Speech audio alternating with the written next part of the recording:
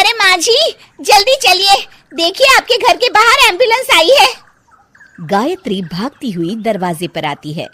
तभी उसकी बहू चांदनी को एम्बुलेंस से बाहर लाया जाता है।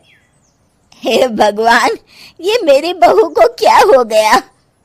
एक्सीडेंट हो गया माँ जी। अरे लेकिन ये कैसा एक्सीडेंट है? चोट तो कहीं नजर नहीं आ रही। अरे माँ जी, दिमाग में अंदरूनी चोट लगी है और ये अपनी याददाश्त खो बैठी है। हैं? मेरी बहू याददाश्त खो बैठी है, अब क्या होगा? आप फिक्र मत करिए, बस इनका अच्छे तरीके से ख्याल रखिए।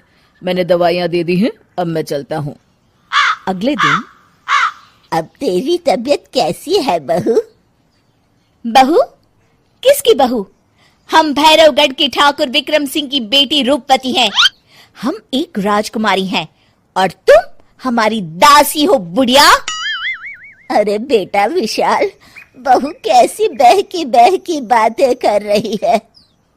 अरे कुछ मत पूछो माँ, रात को मुझसे अपने पैर दबा रही थी। सर पर चोट लगने की वजह से इसका दिमाग पूरी तरह खराब हो गया है और ये अपने आप को राजकुमारी समझ रही है।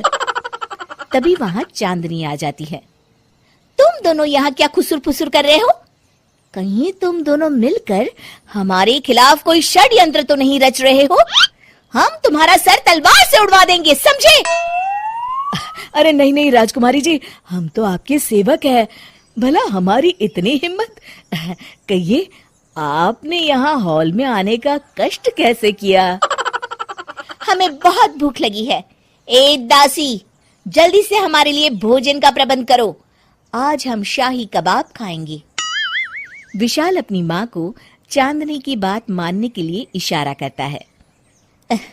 ठीक है राजकुमारी जी, मैं अभी आपके लिए भोजन लेकर आती हूँ। इस तरह विशाल और उसकी माँ ना चाहते हुए भी चांदनी की जी हजूरी में लगे रहते हैं।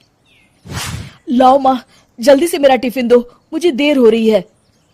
अरे ठहर जा, जरा दम तो लेने दे मुझे।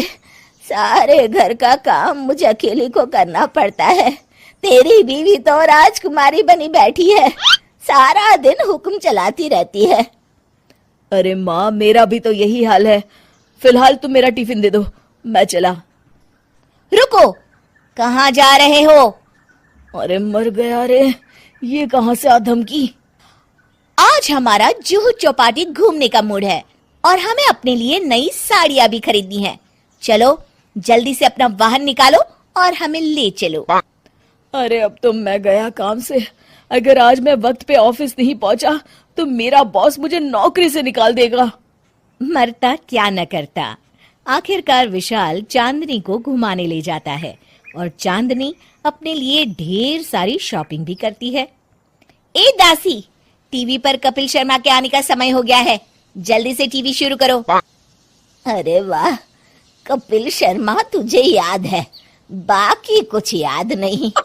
बहू तू तो बड़ी चालू लगती है, अपने फायदे की हर चीज तुझे याद रहती है। मैं तो तेरी इस अजीब बीमारी से परेशान हो गई हूँ। अगले दिन, अरे डॉक्टर साहब, आप इतने दिन से मेरी बहू का इलाज कर रहे हैं, लेकिन उसकी बीमारी तो सुधरने के बजाय और बढ़ती जा रही है। अरे माँ जी, ये दिमागी बीमारी है। बेचारी की याददाश्त चली गई है, वापस आने में थोड़ा वक्त तो लगेगा ही ना। गायत्री डॉक्टर से बात कर ही रही होती है कि तभी उसकी पुरानी सहेली शीला वहां आ जाती है।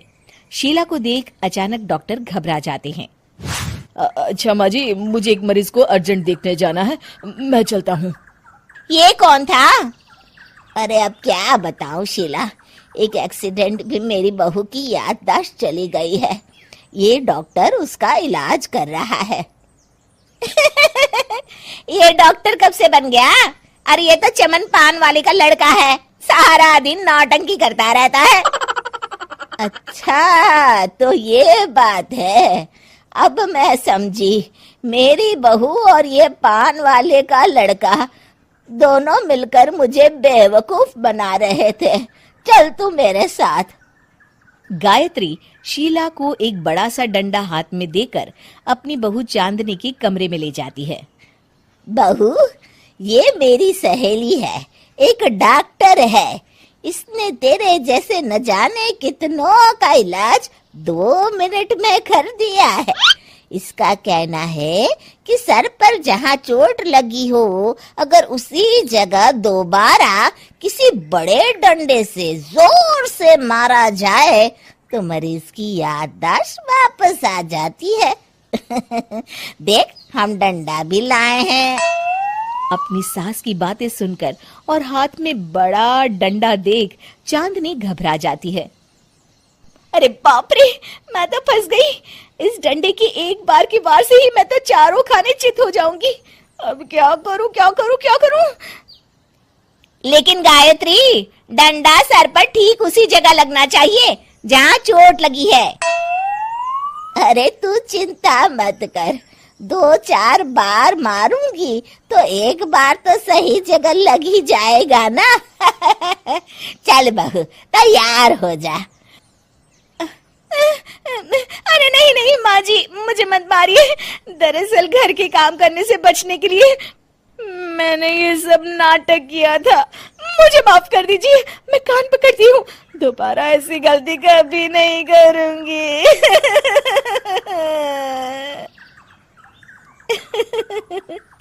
क्यों दोस्तों, कहानी कैसी लगी हमें जरूर बताइएगा।